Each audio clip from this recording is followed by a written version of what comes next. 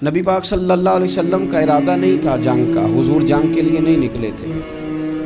قریش اس طرح کرتے تھے کہ مسلمانوں کے قافلے لوٹ لیتے تھے، لوٹ مار کرتے کرتے مدینے کی سرحد تک وہ آ جایا کرتے تھے۔ ایک قافلہ ابو سفیان لے کے جا رہے تھے تجارت کے لیے، تو اس میں سارے کافروں کا مال شامل تھا۔ ایک قافلہ جایا کرتا تھا، سارے اپنا اپنا مال شامل کر دیتے تھے۔ تو جو کہ یہ مسلمانوں کو ستاتے تھے، تو آج حضور علیہ السلام نے ارادہ کرم کیا کہ ان کے قافلے کو ہم نے بھی روکنا ہے، تاکہ ان کو اس بات کا احساس ہو کہ اس طرح نہیں کرنا چاہیے۔ اس قافلے کے لیے نبی پاک صلی اللہ تعالی علیہ وسلم نکلے، جنگ کا تو ارادہ نہیں تھا۔ 313 لوگ حضور کے ساتھ تھے، اور سواریوں کی تعداد اس طرح کی تھی کہ بعض اوقات ایک ایک سواری پر 3 لوگ سوار تھے، تو 2 آدمی سوار ہوتے تھے، تیسرا پیدل چلتا تھا۔ اور قربان جائیں، حضور علیہ السلام کی مساوات کا یہ عالم تھا کہ نبی پاک تھے، حضرت مولا علی تھے اور جناب زید تھے۔ 2 سوار ہوتے تھے، ایک پیدل چلتا تھا۔ جب 2 غلاموں کے سوار ہونے کی باری تھی، آقا کے پیدل چلنے کی باری تھی، تو حضرت علی نے اور جناب زید نے عرض کی، حضور آپ بیٹھ جائیں، ہم پیدل چلتے ہیں۔ حضور فرمانے لگے، نہ تمہارے اندر طاقت زیادہ ہے اور نہ تمہیں ثواب کی ضرورت زیادہ ہے۔ مجھے اللہ نے طاقت بھی زیادہ دی ہے اور میں ثواب سے بھی مستغنی نہیں ہوں، لہذا تم اگر پیدل چل سکتے ہو تو میں بھی پیدل چلوں گا میں بھی پیدل۔ یہ چیز مساوات پیدا کرتی۔ حضور اس طرح جا رہے تھے۔ ابو سفیان بڑے تیز آدمی تھے۔ جب پتہ چلا نا کہ مسلمان حملے کے ارادے سے آ رہے ہیں، تو ایک بندہ جلدی سے دوڑایا، مکے جا کے بتاؤ تم سب کا مال میرے پاس ہے، تو مسلمانوں نے حملہ کر دیا ہے۔ خود اس طرح کیا کہ جس رستے سے وہ جا رہے تھے، وہ رستہ بدل کے رستہ کوئی اور اختیار کر لیا۔ قافلہ بھی بچ کے نکل گیا۔ اہل عرب کا طریقہ تھا ایمرجنسی اعلان کرنے کا، ہمارے ہاں بھی طریقہ ہے، بریکنگ نیوز ہے نا جی، چور آ گیا، پھر وہ کئی دفعہ صحیح بھی آتا ہے تو لوگ یقین نہیں کرتے۔ ہر شے کی تو بریکنگ نیوز ہے، اور کھولیں تو بیچ میں سے کچھ بھی نہیں نکلتا، نیری نیوز بھی نہیں نکلتی، بریکنگ کیا نکلنی ہوتی۔ اس لیے میں کہتا ہوں کہ میڈیا کی ہر بات کو تسلیم نہ کر لیا کریں، سوشل میڈیا پہ چلنے والی ہر خبر کو نہ مان لیا کریں۔ یہاں تو اتنا عجیب حال ہے، ہمارے ایک بزرگ عالم دین ہے، بیچارے پچھلے دنوں وضاحت دے رہے تھے، خود بیٹھ کے کہہ رہے تھے میں زندہ ہوں بھائی، کسی نے میڈیا پہ خبر دے دی کہ میں فوت ہو گیا ہوں۔ وہ کہہ رہے تھے مہربانی کرو مجھے سونے دو، سارا دن ٹیلی فون آتے ہیں اور لوگ مجھے فون کر کے میری تعزیت کا پوچھنے لگ جاتے ہیں۔ تو اس طرح نہ کریں، کیا صرف تھوڑا سا میڈیا چلانے کے لیے جھوٹ بولا جائے گا؟ بہرحال انہوں نے جو بندہ بھیجا تو بریکنگ نیوز کا وہاں بھی ایک طریقہ تھا۔ اونٹ کے کان ناک کاٹ دیتے تھے، اپنے کپڑے پھاڑ لیتے تھے۔ اب اونٹ بڑے زور سے چلاتا تھا، جب اس کا ناک کٹ جاتا تھا، اونٹ چلاتا تو لوگ گھروں سے نکل آتے۔ اب وہ جو بندہ ابو سفیان نے بھیجا تھا، اس نے جا کے اپنے اونٹ کے ناک کان کاٹ دیے۔ لوگ دوڑے، باہر نکلے، پوچھا کیا ہوا، تو اس نے کہا نکلو تمہارا تو مال سارا لوٹنے لگے مسلمان۔ ابو سفیان بچ کے نکل گئے تھے، انہوں نے پیغام بھی دیا کہ میں بچ کے آ گیا ہوں، اب آنے کی ضرورت نہیں۔ لیکن انسان کو جو چیز سب سے زیادہ پستی میں لے جاتی ہے، وہ اس کا تکبر ہوتا ہے۔ تو مینوں جانتا ہی نہیں، تجھے میرا پتہ ہی نہیں، کہ لے ڈوبتی ہے چیز لوگوں۔ انہیں بھی لے ڈوبی، انہوں نے کہا جی آپ نہیں واپس جانا، اب چلو۔ 1000 کا لشکر، گانے بجانے والی عورتیں ساتھ، شراب کے مٹکے ساتھ، 10 اونٹ روز ذبح ہو رہے ہیں، سردار دعوتیں پکا رہے ہیں، گوشت بھونا جا رہا ہے۔ بدر میں پہنچ گئے، مسلمان بھی 313 پہنچ گئے۔ یہ ساری رات شرابیں پیتے، وہ ساری رات سجدے کرتے، یہ ناچ گانے سرور کی محفلیں سجتی، اور وہ رسول پاک کی تقریر سنتے، حضور کے خطبات سے فیض یاب ہوتے۔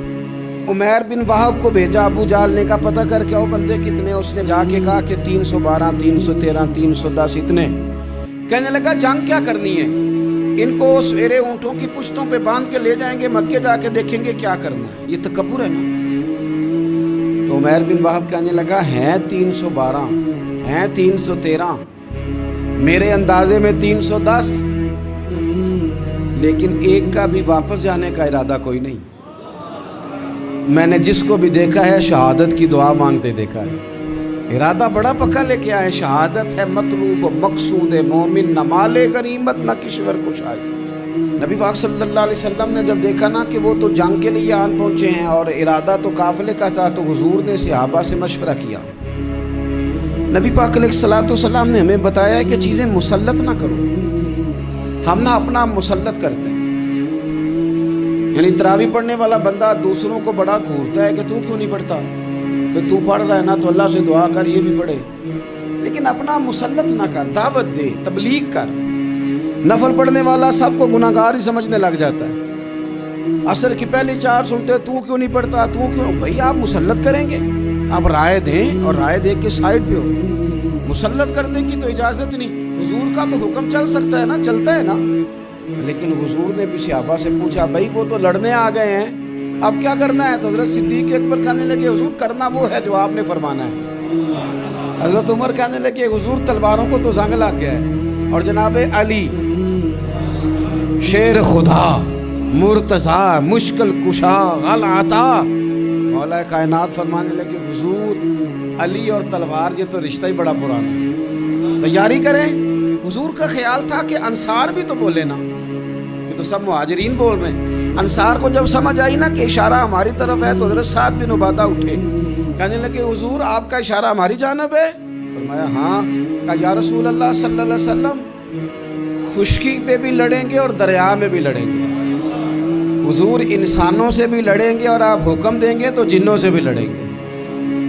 وہ بیٹھے تو حضرت مقداد اٹھے اور کمال کر دی، کہنے لگے یا رسول اللہ آپ ہم سے ارادہ پوچھ رہے ہیں؟ ہم کوئی حضرت موسیٰ کی قوم ہے جو اپنے نبی سے کہہ دیں گے آپ لڑیں اور آپ کا خدا لڑے؟ سونیا ہم آپ کے ساتھ لڑیں گے اور آپ کے قدموں پہ جانیں بھی قربان کریں گے. نبی کا حکم ہو تو کود جائیں ہم سمندر میں اور جہاں کو محو کر دیں نعرہ اللہ اکبر میں. نہتے 313 بشر شوق شہادت میں نکل آئے تھے میدان میں محمد کی قیادت میں. نہ تیغ و تیر پہ تکیا، نہ خنجر پہ، نہ بھالے پر، بھروسہ ہے تو ایک سادی سی کالی کملی والے پر. نبی پاک صلی اللہ تعالیٰ علیہ وسلم نے جذبات سنے تو فرمایا چلو نہ چلیں، پر چھوٹے چھوٹے بچے واپس کر دو. ایک چھوٹے بچے تھے عمیر بن ابی وقاص، حضرت سعد بن ابی وقاص کے بھائی، زمین پہ لیٹ کے رونے لگے، سونے میں نے بھی جانا ہے. کمپیوٹر کے لیے نہیں رو رہے، موبائل کے لیے نہیں رو رہے، نئی سائیکل کے لیے نہیں، شہادت کے لیے. حضور میں لڑوں گا، اب مجھے لے کے تو چلیں. یا رسول اللہ میں طاقتور نکلوں گا، لے کے تو چلیں. ان کے آنسو دیکھ کے حضور نے فرمایا لے چلو نا ساتھ. فطرت مسکرا رہی تھی. حضرت سعد بن عبادہ ایک دوسرے سے کہہ رہے تھے ہم سے لڑنے آیا ہے ابو جہل. جس قوم کے بچوں کی شجاعت کا یہ عالم ہے، اس قوم میں علی کا کیا حال ہوگا اور امیر حمزہ کا کیا عالم ہے. یہ ہمارے ساتھ مقابلہ کریں گے یہ لوگ. اور چھوٹے اتنے تھے، حضرت عمیر کے تلوار اپنے ہاتھوں سے اپنے گلے میں نہیں لٹکا سکتے تھے، وہ بڑے بھائی نے لٹکائی. میدان میں نکلے، حضور علیہ الصلوۃ والسلام نے تقریر کی، فرمایا تمہیں پتہ ہے تم کس جنت کی جانب جا رہے ہو؟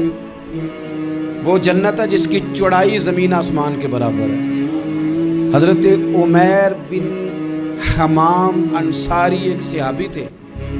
جب کریم نے فرمایا نا جنت کی چوڑائی، کسی چیز کی لمبائی زیادہ ہوتی ہے چوڑائی کم ہوتی ہے، جب فرمایا نا کہ چوڑائی زمین آسمان کے برابر ہے تو حضرت عمیر بولے، کہنے لگے واہ واہ واہ واہ واہ. کھجوریں کھا رہے تھے، حضور نے فرمایا تو بڑی واہ واہ کر رہا ہے، کہ سونے اتنی جنت پیاری ہے تو ہم دور کیوں ہیں؟ یہ دے نا ذرا تلوار. جلدی سے میدان میں نکلے، اللہ نے انہیں شہادت عطا فرمائی. رات ساری وہ مست رہے شراب کے نشے میں، اور حضور ساری رات مصلی پہ رہے، ساری رات دعائیں مانگی. پتہ کیا کہا؟ اے اللہ یہ میری کل کمائی تھی 313 جو میں لے کے آ گیا ہوں، اگر یہ ہلاک ہو گئے تو قیامت تک کون تیری عبادت کرے گا؟ ان کی مدد فرما.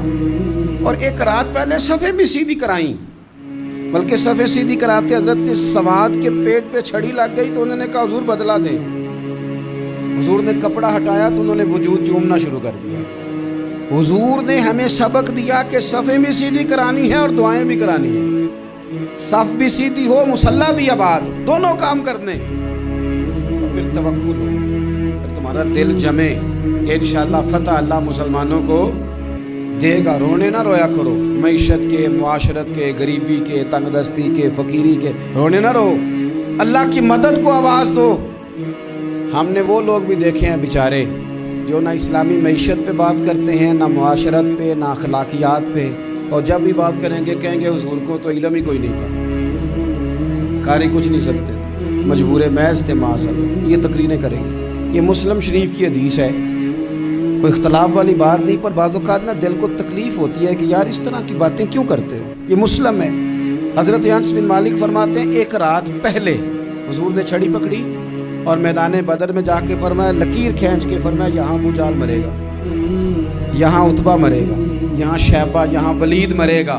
حضور نے لکیریں کھینچی، فرماتے ہیں باقی لوگ جنگ لڑ رہے تھے اور میں چپ کے لکیریں بھی دیکھ رہا تھا کہ حضور نے لگائی تھی۔ فرماتے ہیں اللہ کی عزت کی قسم کوئی کافر 1 انچ بھی ادھر ادھر نہیں ہوا، جہاں نبی پاک نے لکیر لگا دی تھی وہیں مرا ہے۔ یہ شان اللہ نے حضور کو دی ہے، حضور کے علم مبارک کا یہ کمال ہے۔ نہ اس طرح کی باتیں کریں جس سے امت تقسیم ہو۔ سویرے جنگ شروع ہوئی، صبح 3 کافر میدان میں نکلے، عتبہ، شیبہ اور ولید، 3 انصاری مسلمانوں کی جانب سے مقابلے میں نکلے، لیکن وہ تکبر جو ہوتا ہے نا وہ جان چھوڑتا نہیں۔ تو ولید کہنے لگا، عتبہ شیبہ کہنے لگے ہم نے نہیں ان سے لڑنا، یہ تو ہمارے پائے کے ہی نہیں، کوئی قریش میں سے بھیجو، قریش میں سے۔ آپ نے کون سا ناراض ہونا ہے، ویسے چودھریوں کے بچے، سیٹھوں کے بچے کچھ بھی نہیں کر پاتے، کیونکہ ساری زندگی لوگ چودھری صاحب کہہ کے دماغ ہی نہیں ٹھیک ہونے دیتے، وہ رہ جاتا ہے کام سے ہی۔ میرے حضرت صاحب فرمایا کرتے تھے، میرے استاد جی، کسی گھر میں علم چلا جائے تو کئی دفعہ نکل آتا ہے، لیکن کسی گھر میں پیری مریدی چلی جائے وہ نہیں نکلتی، کیونکہ پیر کا بیٹا جس طرح کا بھی ہو لوگ پیر مان ہی لیتے ہیں۔ اور اسی طرح کسی گھر میں چودراہٹ چلی جائے تو وہ بھی باہر نہیں آتی۔ بچوں کو لوگ چودھری کہہ دیتے ہیں، اس بیچارے کا بھی دماغ خراب ہوتا ہے، کچھ کر ہی نہیں پاتا۔ یہ چودراہٹ ہر جگہ مصیبت کھڑی کرتی ہے، اللہ ماشاءاللہ۔ ولید کہنے لگا ہم نے نہیں لڑنا، یہ ہمارے پائے کے بندے پہ جو انصاریوں سے لڑے۔ فطرت مسکرا کے کہہ رہی تھی لگتا ہے تمہارا جلدی مرنے کا ارادہ ہے، ٹھیک ہے۔ پھر نبی کریم نے فرمایا ٹھیک ہو گیا، چلو۔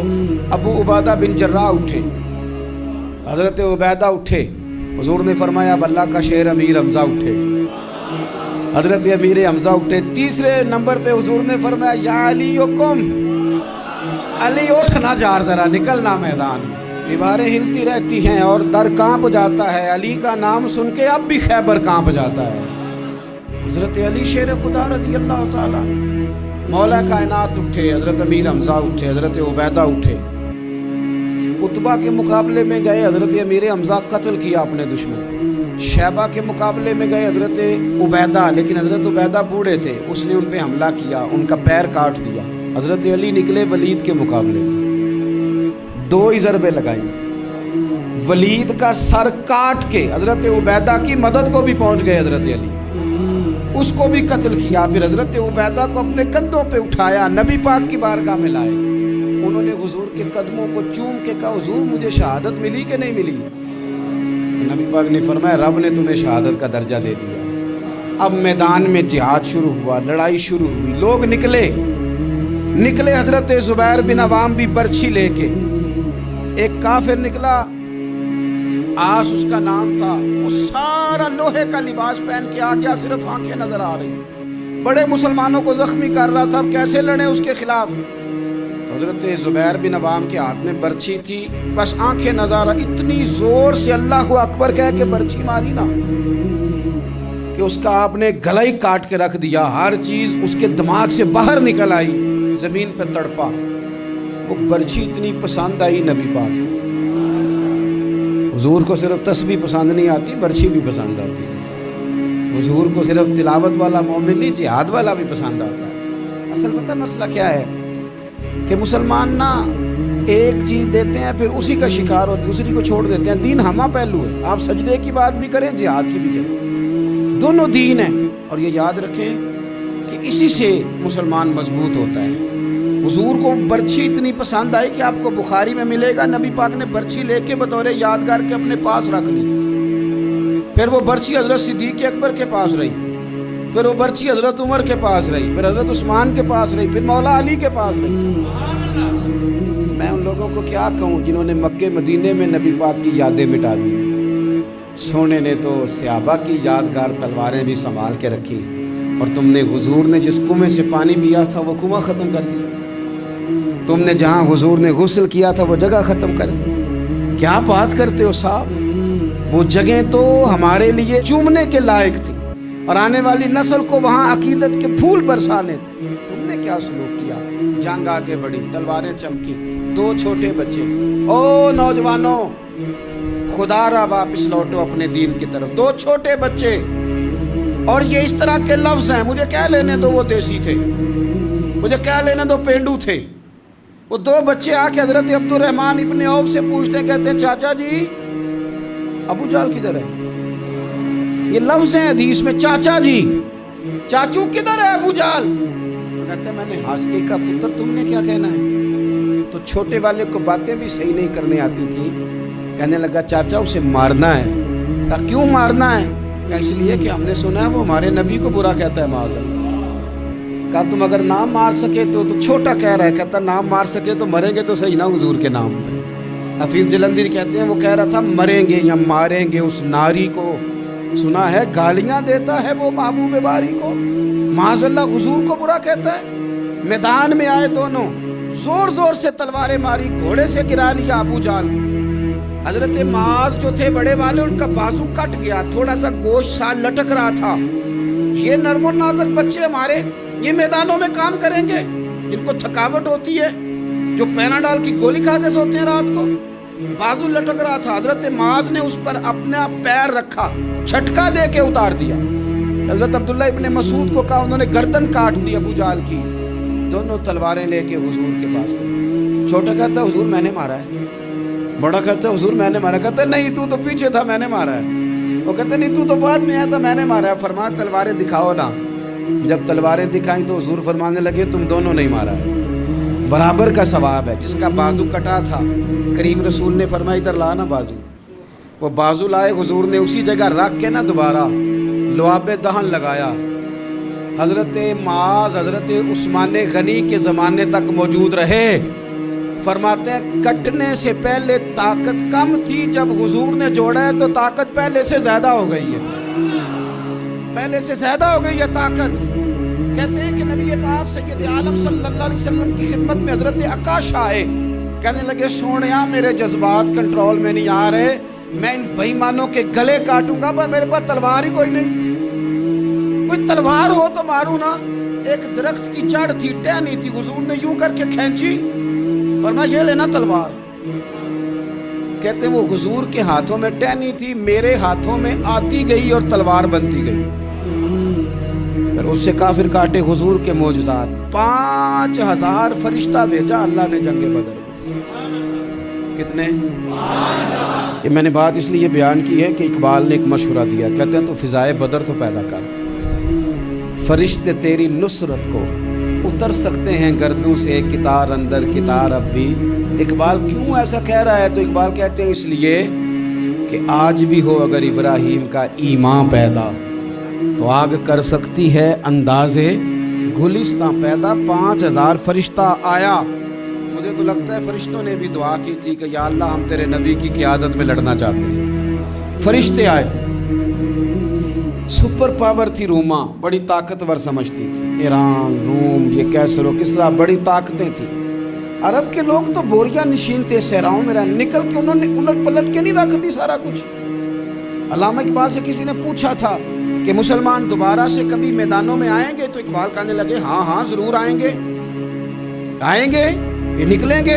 کیا کس طرح؟ کہنے لگے میں نے فرشتوں سے سنا، نکل کے صحرا سے جس نے روما کی سلطنت کو الٹ دیا تھا، نکل کے صحرا سے۔ قدسی کہتے ہیں فرشتوں کو، اقبال کہتے ہیں رات وہ باتیں کر رہے تھے، میں نے سنا ہے کہ نکل کے صحرا سے جس نے روما کی سلطنت کو الٹ دیا تھا، سنا ہے میں نے یہ قدسیوں سے کہ وہ شیر پھر ہوشیار ہوگا، وہ جاگے گا، وہ بیدار ہوگا۔ یہ قدسیوں سے سنا ہے میں نے، وہ آئے گا میدانوں میں۔ گمسان کا رن پڑا، ابو جال قتل ہوا، امیہ قتل ہوا، کچھ دیر کے بعد مارا گیا، ابو البختری اور عتبہ اور شیبہ اور ولید بڑے بڑے سردار قتل ہوئے، 70 کافر مارے گئے، 70 مسلمانوں نے قیدی بنا، باقی بھاگ گئے اور سامان چھوڑ کے بھاگ گئے اور گھوڑے چھوڑ کے بھاگ گئے، اور جس کو ادھر بھاگنے کا موقع ملا ادھر بھاگا، کہہ رہے تھے ان کو باندھ کے لے جائیں گے، اور جس کو ادھر بھاگنے کا موقع ملا وہ ادھر بھاگا۔ پیچھے سے حضرت سعد بن عبادہ بول رہے ہیں، کہنے لگے ہم نے تو سنا تھا مردوں سے مقابلہ ہے، تم تو بیویوں سے بھی کمزور نکلے ہو، کیا بھاگتے ہو؟ 14 مسلمان شہید ہوئے صرف۔ 3 دن حضور نے قیام کیا بدر میں، قربان جائیں۔ جنگ کا آغاز بھی میرے نبی کے سجدے سے ہوا، اور جنگ ختم ہوئی تو پھر قریب سجدے میں چلے گئے۔ اللہ تیری مدد آئی تو کام بنا، تیری مدد نہ ہوتی تو کچھ نہ کر پائے۔